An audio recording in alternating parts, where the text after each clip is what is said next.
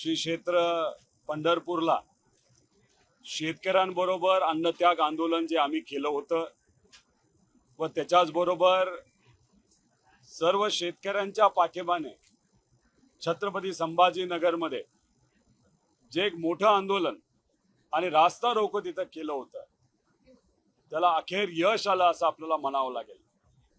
सुरुवातीला आपल्या सगळ्यांना माहित असेल सरकारकडनं सांगण्यात येत होतं अशी कुठलीही जाचक आट नाहीये ज्याच्यामुळे शेतकऱ्याला नुकसान होईल, पण आम्ही आपल्या माध्यमातून या सरकारला अनेक वेळा सांगून दिलं की 2019 ची अट जी तुम्ही टाकली आहे 50,000 रुपयाची मर्यादा जी तुम्ही टाकलेली आहे त्याच्यामुळे 36 लाख शेतकऱ्यांचं नुकसान होत होतं।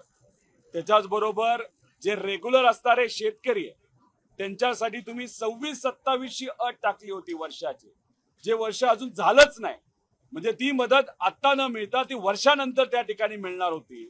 आणि मग या अटी ज्या आधी सरकार मान्य करत नव्हतं, आंदोलन झाल्यामुळे उपोषण झाल्यामुळे आणि शेतकऱ्याकडनं मोठ्या प्रमाणात या अटी काढण्याची मागणी झाल्यानंतर आज अखेर या अधिवेशनामध्ये शेवटच्या दिवशी जे अंतिम आठवड्याचा प्रस्ताव होता त्याच्यावर उत्तर देत असताना मुख्यमंत्री साहेबांनी जाहीर केलं की 2019 ची अट आम्ही काढत आहोत, सर्वांनाच 2 लाखापर्यंतची कर्जमाफी होणार आणि जे रेग्युलर असणारे शेतकरी जे 14 लाख शेतकरी असतात त्यांना 26-27 ची अट टाकण्यात आली होती ती सुद्धा काढणार असं जे घोषित केलं।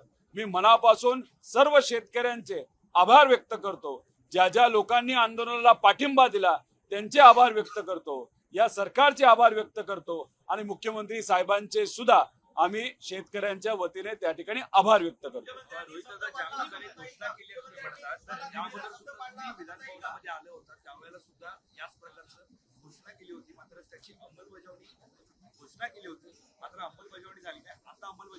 नाही, अंमलबजावणी त्यांना करावीच लागेल, कारण का काल अंतिम आठवड्याच्या प्रस्तावाची सुरुवात करत असताना ती सुरुवात करण्याची संधी मला मिळाली आणि त्याच्यामध्ये कर्जमाफी बद्दल आम्ही डिटेलमध्ये काही आकडे सांगितले। हे आकडे आम्ही परदेशी साहेबांपर्यंत सुद्धा त्यांच्या ऑफिस पर्यंत पाठवले होते। मुख्यमंत्री साहेबांबरोबर जी आंदोलन झाल्यानंतरची चर्चा त्याच्यामध्ये सुद्धा या गोष्टी सांगितल्या होत्या। सुरुवातीला अटी नाहीयेत, कुठल्याही अटीचा शेतकऱ्यांवर नुकसान होईल असं सरकार तिथं सांगत होतं, पण आम्ही सातत्याने हे विषय त्या ठिकाणी मांडल्यामुळे कुठेतरी सरकारला मान्य करावं लागलं। जर त्या अटींमुळे त्रासच होत नसेल तर मग सरकारने त्या अटी का काढल्यात, आता का काढाव्या लागल्या?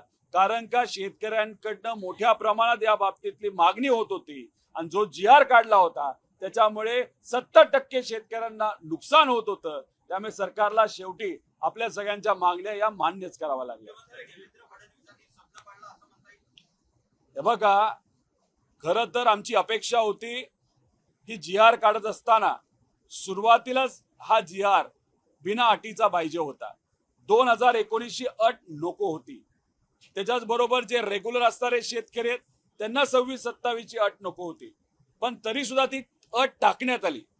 आणि मग आम्ही जेव्हा तिथं आंदोलन करत होतो तेव्हा मुख्यमंत्री साहेबांकडनं आणि सरकारकडनं असं सांगण्यात येत होतं कुठल्याही अटीचा फटका शेतकऱ्याला बसणार नाही, पण मग आंदोलन आणि उपोषण केल्यामुळे त्यांना त्या गोष्टी मान्य कराव्या लागल्या आणि मग मान्य केल्यानंतर आम्ही आक्रमक पद्धतीने त्या गोष्टी मांडल्यानंतर आणि अनेक आमदारांनी हा मुद्दा मांडल्यानंतर हे सरकारला मान्य करावं लागलं।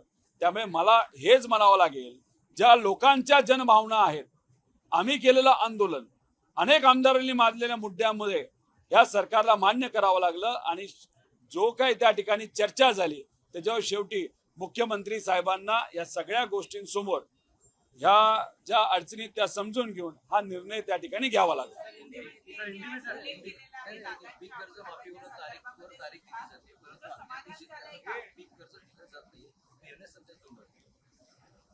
बघा, पीक कर्ज देण्याच्या बाबतीत आम्ही सरकारला विनंती केली होती की तुम्ही बँकांना सांगा।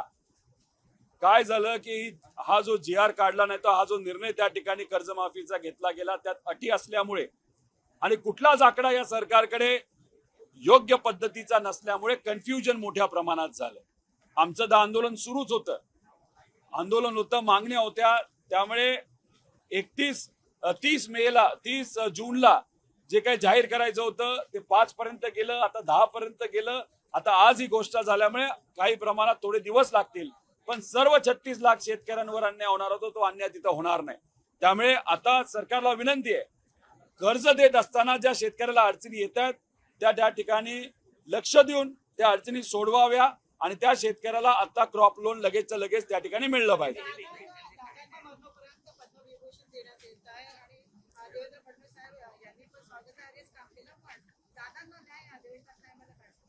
बघा, FIR बद्दल आम्ही आता सुद्धा म्हणत आहोत की FIR झालाच पाहिजे, पण सरकारकडनं त्या बाबतीत कुठेही सकारात्मक उत्तर हे दिलं जात नाही. आता प्रति उत्तर देत असताना आणि चर्चा करत असताना मुख्यमंत्री साहेबांनी सांगितलं आम्ही या बाबतीत विचार करू, बघू आता त्या बाबतीत काय होतं, पण आमचा लढा तसाच कायम पुढे राहणार आहे. पण दादांच्या बाबतीत मतलब एकच आहे, सगळ्यात महत्वाची गोष्ट आज जी झालेली आहे, AIBचा रिपोर्ट येण्यासाठी 3 ते 4 वर्ष लागतात, पण आम्ही जे काय दादांच्या वर्ष येत नाही.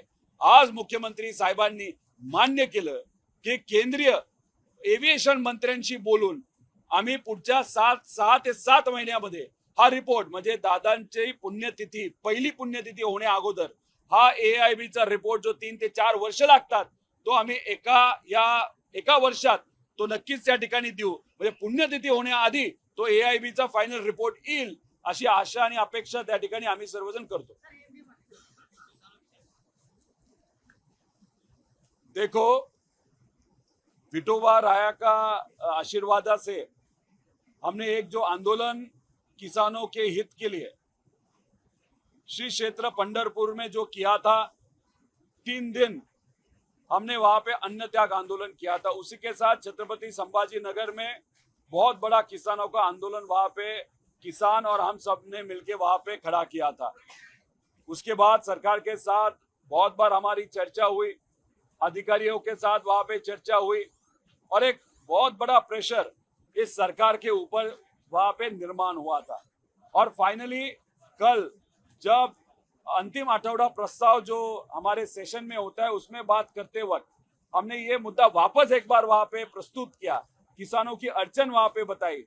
तो फाइनली आज आंसर देते वक्त शुरुआत में मुख्यमंत्री साहब कहते थे कि कोई भी वहां पे कंडीशन नहीं है जिसके कारण किसानों को अड़चन आएगी.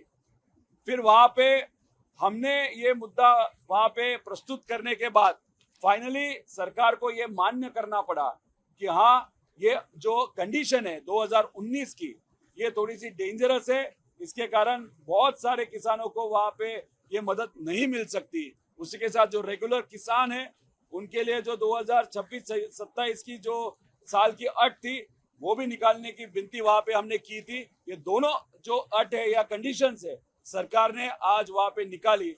तो कहा ना कहा तो भी जो किसान की एकजुट है, जो आंदोलन किसानों ने किया, उसका आज विजय हुआ, ऐसे हम सब कह सकते हैं.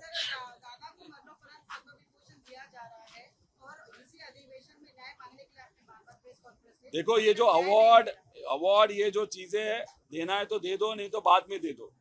पहला विषय क्या है, उनको न्याय मिलना चाहिए. इन्वेस्टिगेशन ट्रांसपेरेंट पद्धति से वहां पे होना चाहिए, वहां पे प्रॉपर कार्रवाई होना चाहिए. कुछ तो वहां पे इन्वेस्टिगेशन हो ऐसे हमको दिखना चाहिए, ऐसे तो कुछ भी नहीं दिख रहा. और अगर अवार्ड का विषय आज निकाला जा रहा है तो कहा ना कहा तो भी इन्वेस्टिगेशन पे पर्दा डालने की कोशिश कुछ लोग कर रहे हैं, ऐसे हमारा कहना है. अवार्ड देना है तो बाद में दे दो, पहला इन्वेस्टिगेशन के माध्यम से अजित दादा को न्याय मिलना चाहिए, ऐसे हम सबकी मांग है.